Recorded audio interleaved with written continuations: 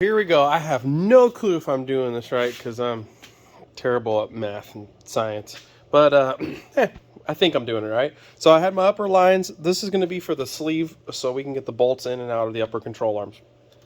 What I did is I cut myself a circle, the same color as the pipe I'm going to use. And then I drilled a hole at the same angle. And I used a piece of TIG rod as my timing mark.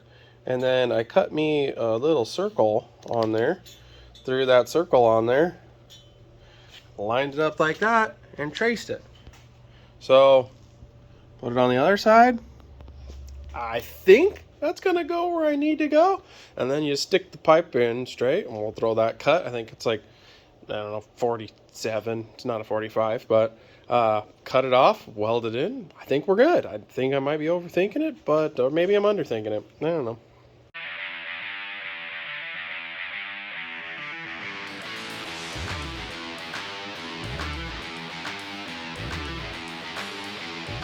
Good grief, like I said, someone out there is always laughing at me, and that was an absolute wrestling match. I had to make that hole way bigger than I thought. Well, actually, that's what I really thought, and I thought it was too easy when I drew it on there, and yeah, it definitely didn't work.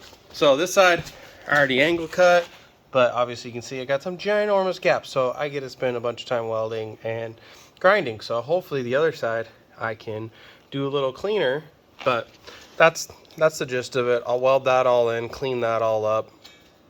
It's a bummer, but sometimes you waste time, but I'm learning. All right, so I showed you my mess up. Obviously, cutting it in. Didn't have to. Could have welded it up, grinded it. You would have never known. So I'm gonna put this in, and I'm gonna hope that you don't get to see another mess up, because that'd be really embarrassing. So, jack. There you go. There's one for you. Laugh it up.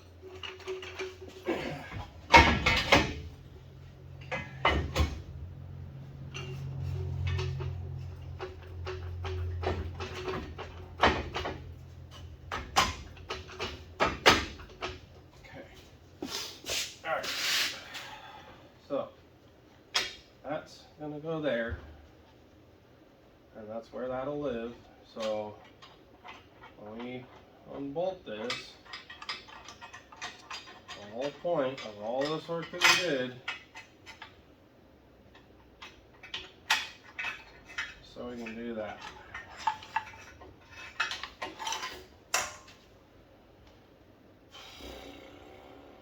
And it works, but it would be better if it had a little bit more angle. So, granted, we have a bunch of room over here, so I think that can work. We'll just open up that backside so it kicks over, and then we'll dry fit it one more time.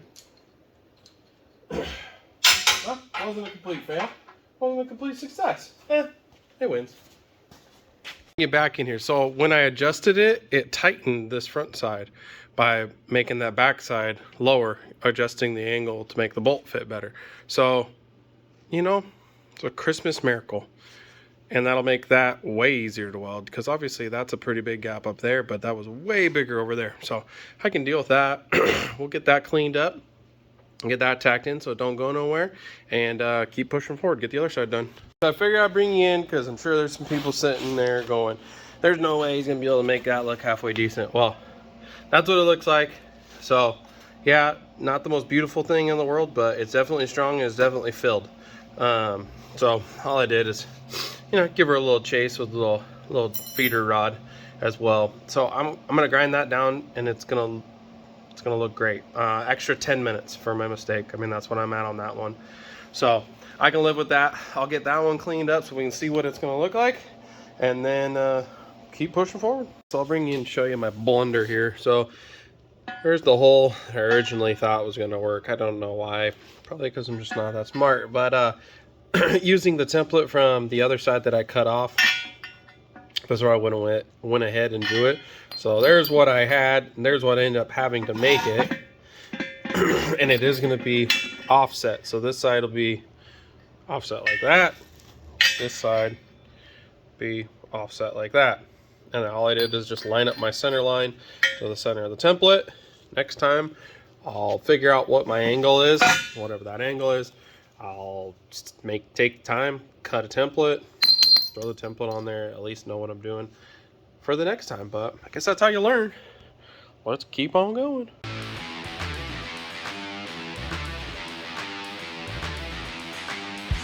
Oh, a lot of work to be able to get 2 bolts out, but that one's obviously all ground. I just got done welding that one. So, whew, good grief, that was like 2 hours. Hour aside between messing it up. Obviously the second side went easier. Then I got back side's already all welded up. All I have to do is grind them, clean them up. But yeah, that'll do.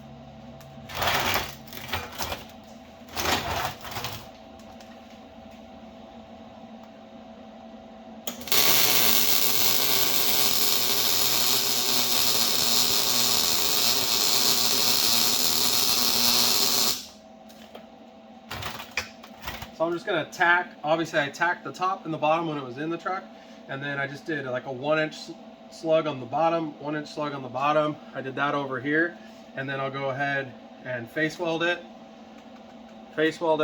and then hit the backside.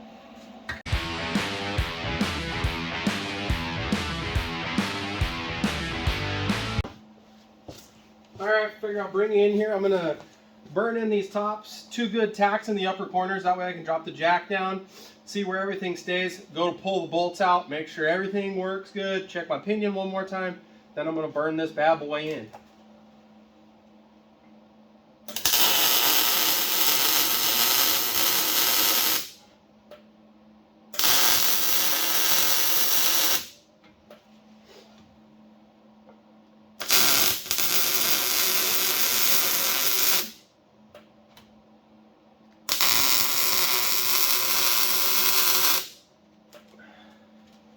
Bada boom, bada bing.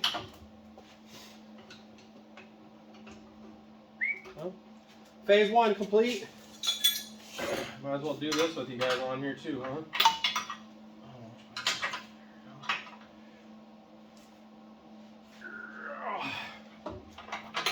Tighten that. Alright. So if I did it right, should come right out, huh?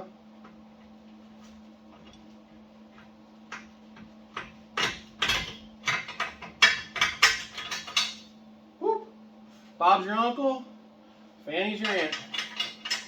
That's what I'm talking about. And it goes back in. It's like I knew what I was doing. See, I told you, just bear with me, we'll get there. There it is. 2 days of stressing and worrying about getting that thing welded in. It's all welded in. And it's doing suspension stuff. Look at that. I think that's gonna do prop hay. I think that'll do great. Well, let's keep pushing, get this thing done. All right, well now it's time to get started on the frame rail. So when I got the truck, the bed was kind of shaky, and this side was either high or that side was low. Well, when I pulled all my measurements, the low starts right there at the notch, and then it ended up getting all the way out to the end. It was almost 3/4 of an inch low out there. So what I did is I just put a relief cut right there. It's like 1/8 of an inch. It's crazy that 1/8 of an inch there ends up to 3/4 out there. But now we are 19 1/4 and 19 1/4. So I'm gonna go ahead and stick a wedge in that. I'm gonna tack weld real good on each outside. Sticking the wedge in there so that way when I weld it, it doesn't pull that back down. Because that's probably what happened when he welded that. It pulled the frame rail down. So we're gonna get a wedge in there and get that tack welded up. Check all our measurements, and then we're going to go ahead and burn that in and build some gussets. All right, well I thought I had it on time lapse, but I didn't. So that side's welded up. I jacked it up, got underneath it, welded the underneath side. That bad boy is all welded up, so I'm happy with that. That's gonna work. I'm not even gonna clean that up, call that a day. Let's move on to what's next. All right, well, I'm sure this video is a little bit of a longer one, but we got all of our templates. Like I said, the shock mount, all the pieces cut and bent. So I'm gonna go ahead and tack that all together, and we're gonna get it on this side of the frame. And then if we like it, then I'll go ahead and grind off all the old stuff, get that cleaned up. Figure I'll bring you in here. So I went ahead, obviously made my templates, transferred everything, and that is what I'm going for my shock mount. I had to do it in two pieces because I don't have a brake. So I bent that piece, had to cut that piece. So I'll weld this all together off, then weld it to the base, and then we'll weld it to the frame. Obviously we're going to be able to weld this whole piece to the frame, and then we'll put this on, and then we'll be able to weld these onto the frame, and then down the sides as well. So it should be pretty dang buff. We'll go ahead, tack this bad boy up, get it on the truck, and give it a test run. All right, I'm gonna zap this bad boy in here. Hey.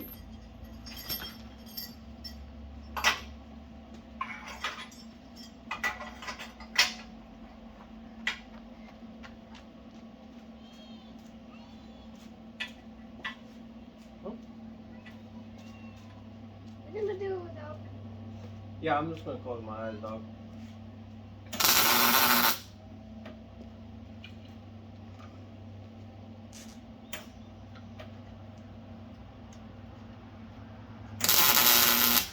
Figured I'd throw the wheel on there just so we could make sure everything clears. But yeah, I'm completely okay with that. So now we're gonna go ahead, get that thing pulled off, get to making the other side, and then we'll get that thing completely all final welded and put in there.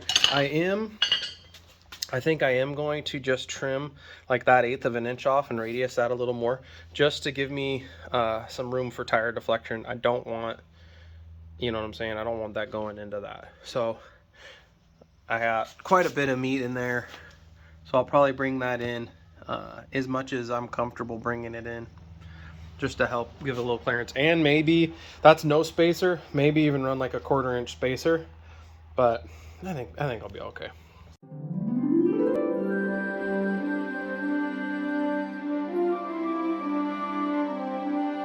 It took quite a bit, but I got both of them made up. Both of them are all welded up, so I'm gonna let them cool down, and then we'll go ahead and get them on the frame. I got the frame, other side of the frame, all cleaned up and marked out as well. I mean, that took a while grinding all that off, so that's all cleaned up. So let's get these things welded on, and then get the shocks on, and then this is ready for paint. I forgot that I wanted to make a back brace for the back of the frame, so I got this bad boy. This is like 1/2 by 3. I'm gonna cut 2 pieces of angle, weld those on there as angle brackets, that way they can go into the frame.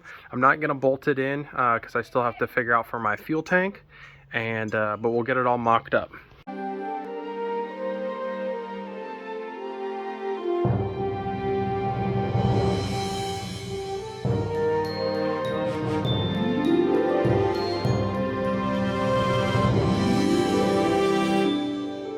Alright, well there you go. And hey, I noticed something and no one said anything. You guys, there's so many captain corrections out there. I don't know how someone didn't catch it. But those shocks are definitely upside down. They were installed upside down. So I went ahead, swapped the bushing out, and swapped it around right side round on that side. I'm going to have to do it on that side.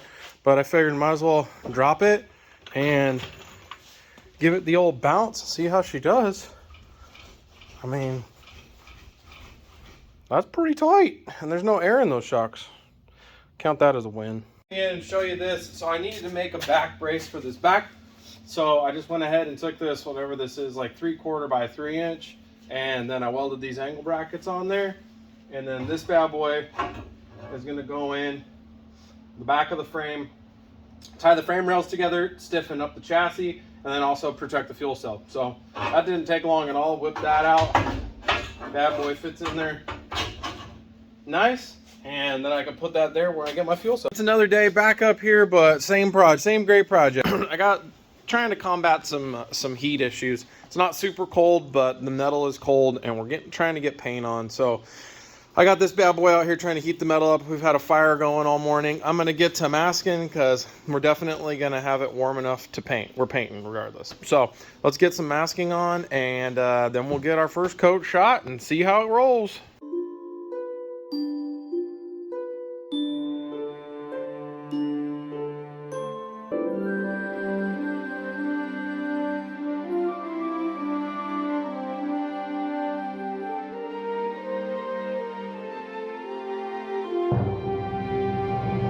Here we go. So we're all masked up. I did do minimal masking. I'm not gonna be blowing. I'm using my little detail gun, just a little guy, because we're just doing the frame. So I'm gonna keep it in nice and tight. That way I'm not blowing a bunch of paint all over the truck. Everything's nice and warm. I threw some cardboard down so I don't hammer my floor, swept the floor, used the blower, blew the floor off, and it's a frame. So let's get some paint mixed and get the first coat going.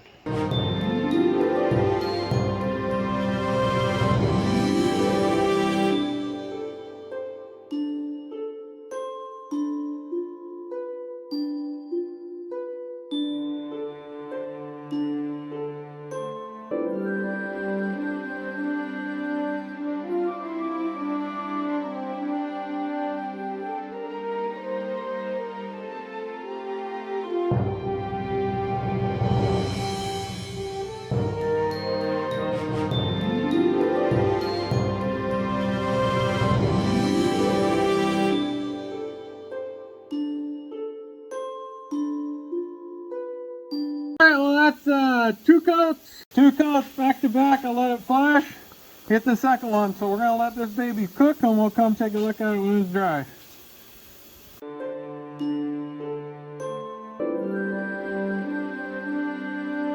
Alright, well this was a fun one. Obviously this was a ton of work.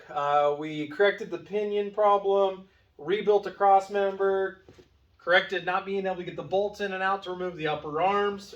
We built ourselves some shock mounts, and then prepped this frame and painted this frame. I'm super excited how it turned out, but we got plenty more to go. We got fuel tank, fuel lines, brake lines. Oh, got to do mini tub on the bed. So we're getting there, but we still have a ton more to do and to address this rear end. So painting it, cleaning it up. But if you liked the video, go ahead and hit that like. If you haven't subscribed, go ahead and subscribe so you can follow the rest of this F100 build. And until next time, just stay classy.